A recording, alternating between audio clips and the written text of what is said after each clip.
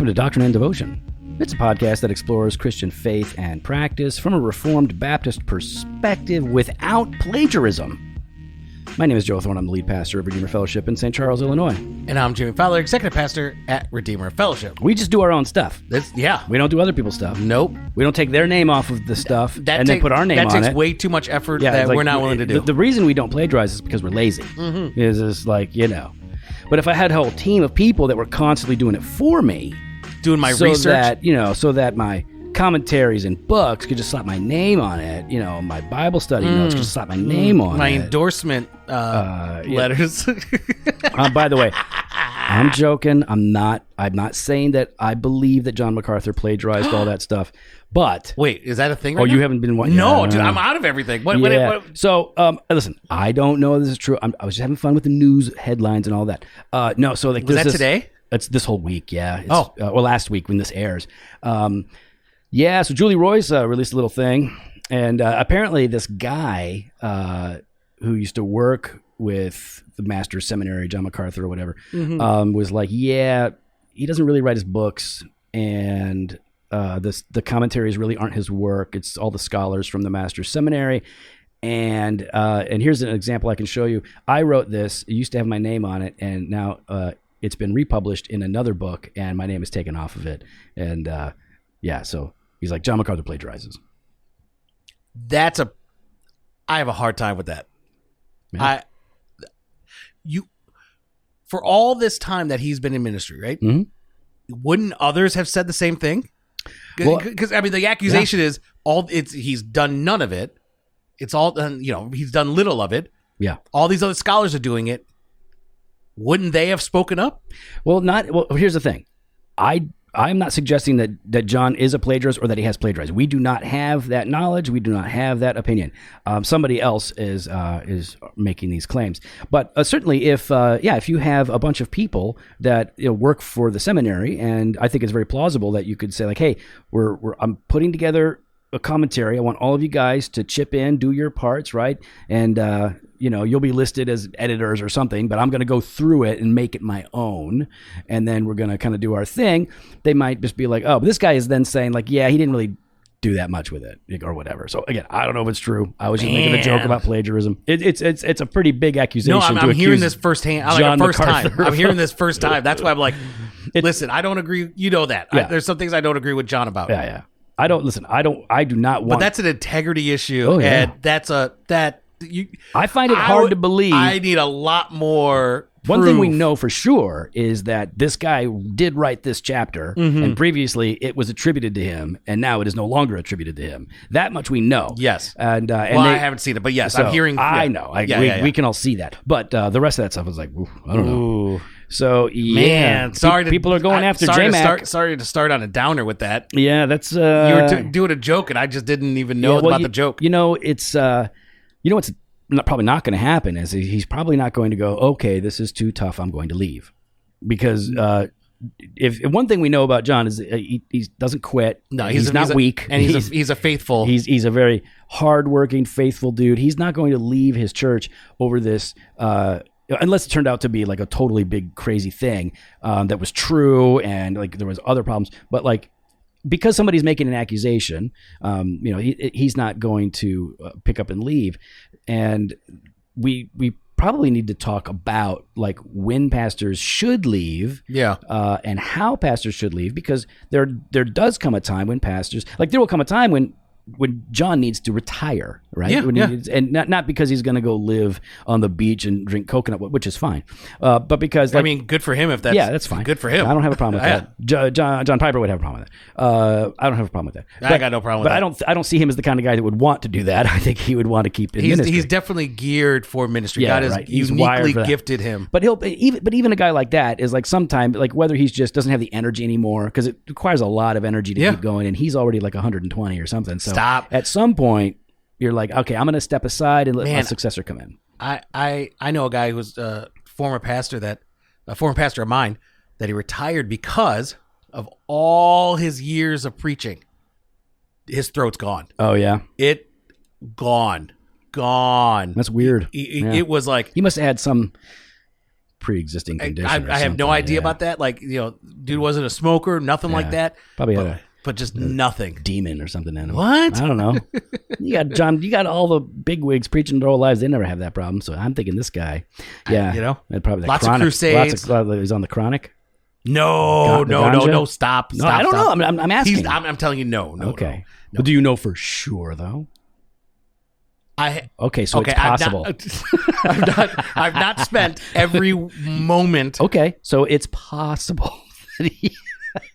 That's how the internet works. That's how the internet works. That's how Twitter works. Right there was Twitter logic. Yeah, that's Twitter logic. So you don't know that he doesn't gargle glass as a hobby. I don't know for a fact. So he could. He might. Yeah, there you go. All right, so here's a message we got through social media. All right, go ahead. On your next mailbag, I would love for you guys to chat about when or how a pastor should leave their church. And he's speaking about himself here as a pastor. I'm not in any sin. There's no scandal. I just don't find joy in pastoring anymore. However, now is not a good time. We got stuff going on at the church, and it's just not a good time. So I'm going to leave it at that, because I don't want to disclose too much about this guy. He wants to stay anonymous. But the Lord does appear to be opening doors elsewhere for me to devote my time and attention. So I don't think this is a burnout issue, he says, but may the Lord, I think, is closing this season of my life and moving me into something else. If you and Jimmy could speak to that, it would be great. So, okay, Jimmy, God does... there are some people that think and I heard this in seminary, even in chapel sometimes, there are pastors that are leaving the ministry every day. And it's well, some of them need to. Some of them should. That's just because some pastors leave, that's not all bad. Sometimes it's bad. But God does call people into ministry, and he does call people out of ministries or particular churches, doesn't he? Well, yeah, I mean, with that means leaving is sometimes the right thing to do. Yeah. If God has called you out, that means it's right to go. If you don't go and God's calling you to go, you're not being obedient. Yeah. So you would have to believe that God would never call you out, because these are the people you're denying God's will, you're denying God's calling. No, I think God called me here, and now He's called me out. He's called me out. That happens. Yep. Now, however, sometimes leaving is an attempt to escape something unpleasant. Yes. That's not a good reason to leave. No. That's a bad reason to leave, and it's. Sometimes you leave in an attempt to fix something in you, and you think, I'm going to change my location or my vocation. But that's not necessarily the fix. Now, it might be that you do need to leave, but if there's a problem in you, leaving isn't going to fix it. You've got to do you work. Now, leaving may be a part of that, but it's leaving in and of itself is not going to be the thing that makes But the phrase that this guy used here, I think is something key. Right. He says, quote, I just don't find joy in pastoring anymore, close quote. Yeah.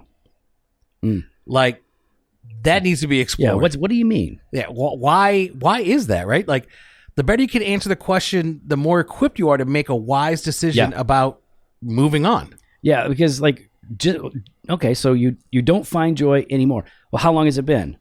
And what do you think the causes are of that? Is it because it is an unpleasant season? Because listen, the last 2 years have been hard. Oh, is that how you want to put it? The last 2 years for most people in vocational ministries have sucked. Oh my goodness! Not that it's all bad, but it's been harder than normal. It's been harder than previous. It's been harder for us than previous seasons. Yeah. Very, very difficult. Now, I wouldn't say that I don't have joy in pastoral ministry, but I would say that there is more stress and discouragement than ever before. Yes. And so, I think that's a good point.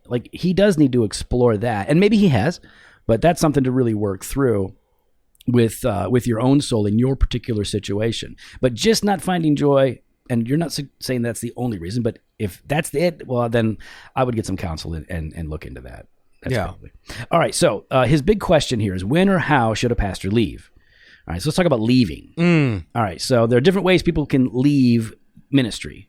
All right, you can step down from a position, but remain in the church. You'd be like, hey, you know what? I'm not gonna be the preacher guy anymore, or I'm not gonna be, whatever, associate pastor anymore. I'm gonna step down, but I'm gonna stay for whatever. And that works out great for some people. That's one way to leave. So you're not leaving that church as much as you are leaving a position for your own good or for the church's good. And I mean, that takes a lot of conversations and a lot of discipline on your part. Mm-hmm. Because it's very easy, especially depending upon how long you've been there, that the people still, they see you and they view you as their pastor. Yeah. In fact, I would say most of the time it's a problem. If you're the lead guy or the senior pastor and you retire and stick around, in many Baptist churches, that does not work. Yeah. Now I have seen it work where they would become pastor emeritus. Mm-hmm. You know, they're in their 60s and they're like, hey, you know what? I'm running out of energy and I think it's a good season for us to put in this new guy or raise up one of our guys to take over for me. So I'm going to just become like the counseling guy in the background. I've seen that work, and I've seen it work even locally at Chapel Street. Yeah. When it was First Baptist, I think it was Pastor Gray became pastor emeritus, and then this guy, Pastor Dan, came in and took over, and it was fine. Like there was no drama at all. It worked great. But you're right. You gotta figure that out. Yeah, and you got to have really honest conversations when people are, if you have a pastor emeritus or just you know oversteps some boundaries. Yeah. I mean the guy who's retired, in this case the pastor emeritus, he needs to know his role and the limitations of that role. And the people need to know your place. Yeah, everybody needs to know their place, and that's a good thing. Because nothing wrong with that. You can flourish when you know your spot. Yep. All right, cool. What else? How else you can can resign from that ministry, position and take on another. Yeah, go to another church or whatever. I get that. That happens. That's probably the most common way. That's the most common way. I think a lot of people, when they leave, they go on and take on another ministry position elsewhere. Bigger church, more money. You know. I mean, if we're being honest, that's probably. I'm going to say that's probably the most. I think most guys that are moving on are going on to something bigger. That's what I think. I mean, I'm sure you're right. I don't have the data. Oh, I do. I have all the data collated in my brain. Oh, do you? Mm-hmm. Do you? Yeah. You want percentages? Yes. Yeah, there's a lot of them. Yeah. What's the percentage? 79. 79 point. It's 7 even. Oh, it's even. Yeah. Wow. Which is weird because it's an odd number. That is very weird that would happen. I'm not making this up, Jimmy. Yeah, I think that's really common. And it's not always just because they're looking for something bigger. It's because, hey, you know what? Maybe they've changed in their theology, or, you know what? Some people, like, they can only... I mean, some people make a lateral move. Oh, yeah. Some people have to step back down. Listen, I evaluate myself on this a lot. Like, all right, am I still the guy who can be the preacher for this congregation now at this stage? Because we evolve, we grow. Am I still the guy? Because if I'm not the guy, then I don't want to be in the way.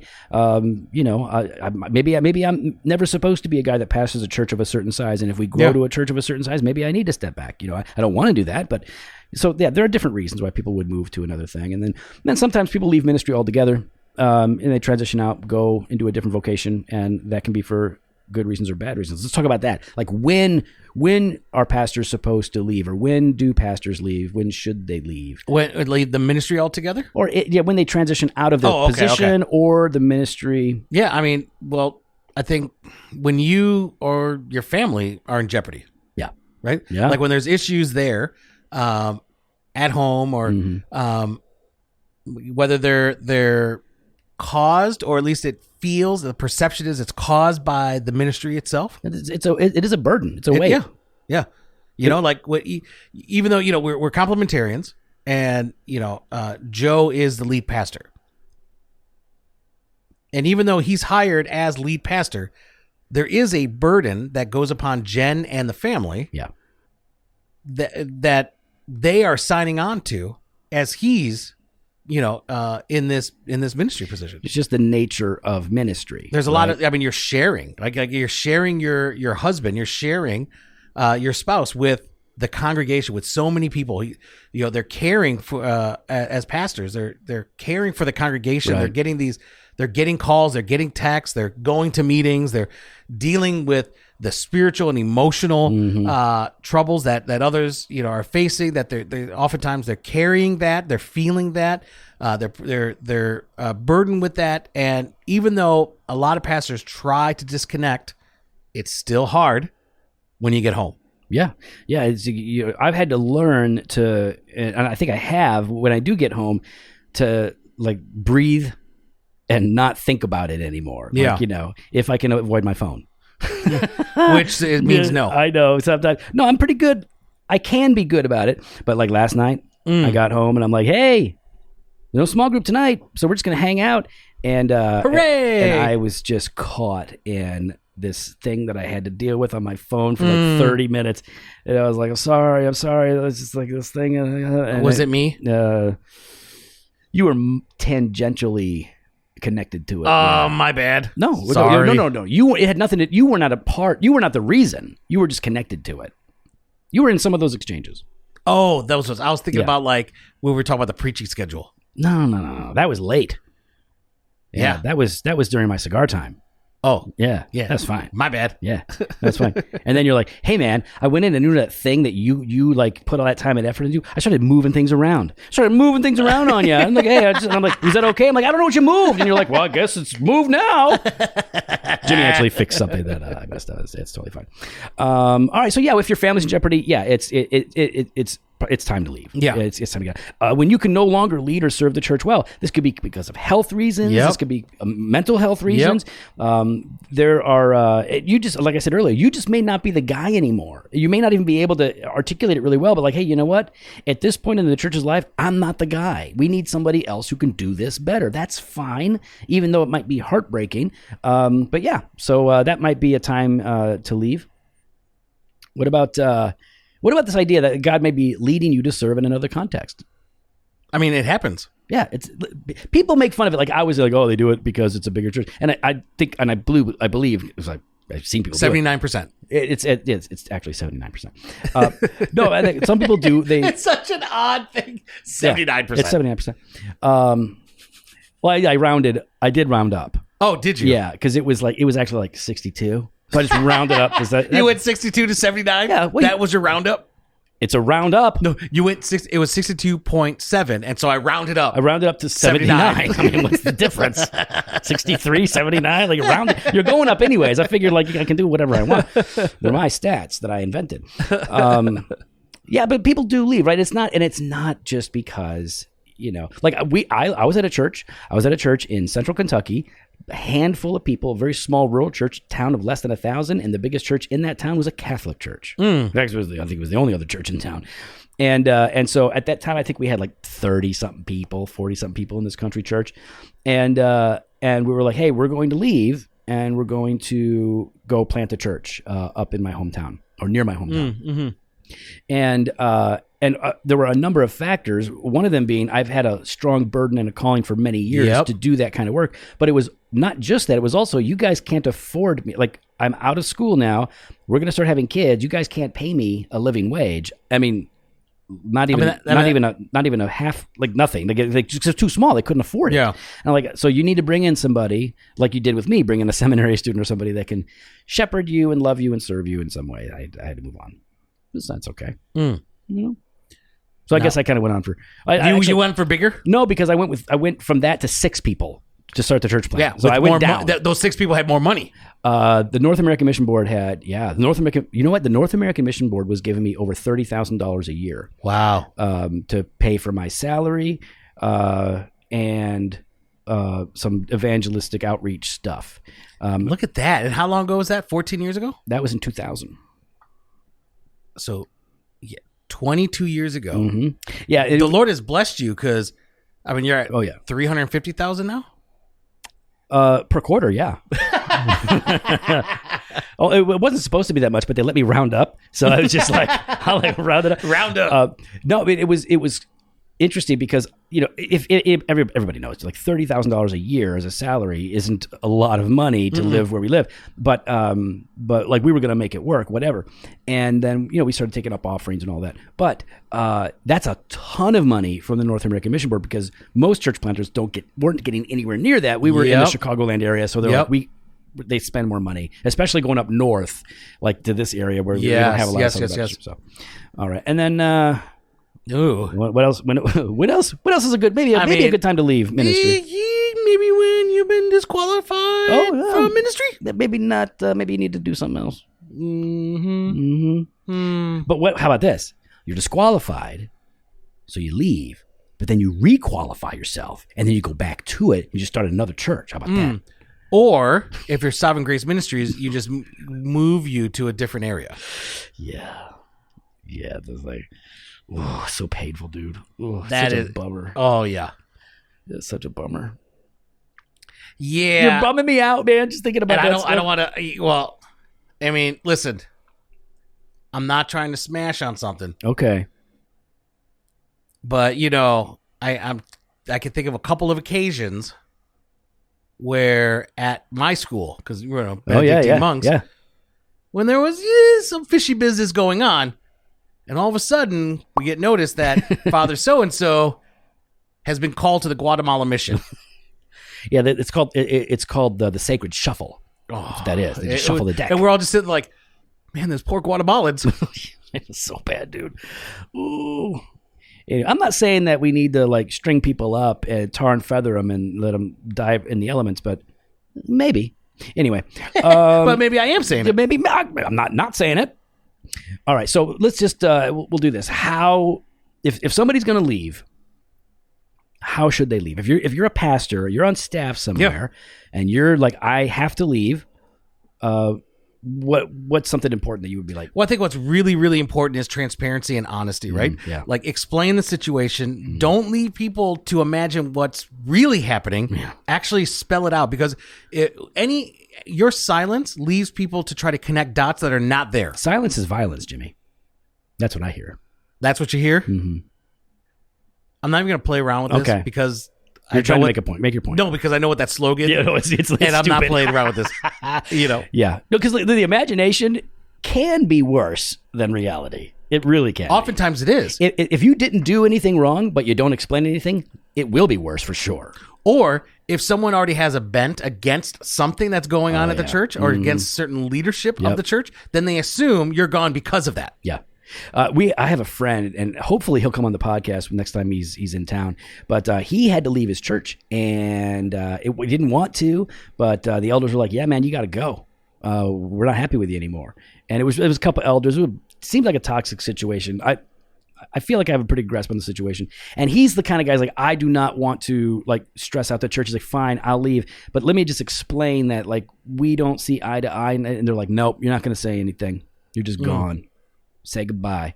And it was so unhelpful, because now what are they supposed to think? If you could just say, and he was like, you can tell me what to say, but I need to say something. Yeah. Just say, hey, you know what? We don't think that the elders don't think I'm the guy anymore. And I'm willing to say, okay, well, you can get something. Mm-hmm, nothing. Mm-hmm. So not good. And I would say, in addition to being honest and being transparent about it, it's allow for a time of transition. Yeah. Do not just cut and run. I mean, there might be a situation where you just don't have a choice, or you're being kicked out because, you did a bad thing.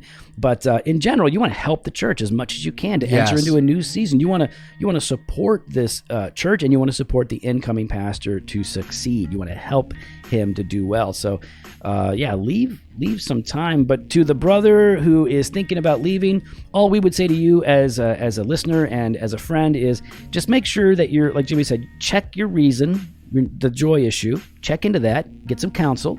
And if it's time for you to go, man, just leave well and praise God in the process. And we really do hope that the next season is a time of flourishing for you.